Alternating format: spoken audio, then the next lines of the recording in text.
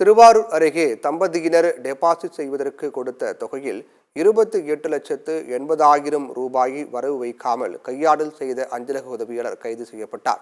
திருவாரூர் மாவட்டம் நீடாமங்கலம் பூவனூர் பகுதியைச் சேர்ந்தவர் நீலமேகம்.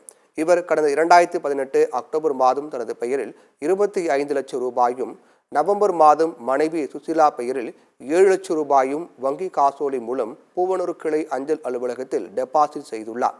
அப்போது பணியில் இருந்த அஞ்சலக உதவியாளர் செந்தில் வேலன் நீலமேகத்தின் கணக்கில் 2.5 லட்சம் ரூபாயும், சுசிலாவின் பெயரில் 70,000 ரூபாயும் டெபாசிட் செய்துவிட்டு 28,80,000 ரூபாயை கபலீகரம் செய்ததாக தெரிகிறது.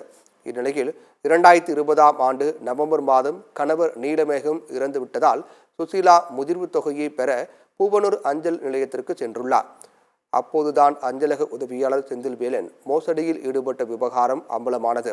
இதுகுறித்து உதவி அஞ்சலக கண்காணிப்பாளர் மணிவேல் அளித்த புகாரின் பேரில் போலீசார் வழக்கு பதிவு செய்து விசாரணை நடத்தி அஞ்சலக உதவியாளர் செந்தில்நாதனை கைது செய்து சிறையில் அடைத்தனர்.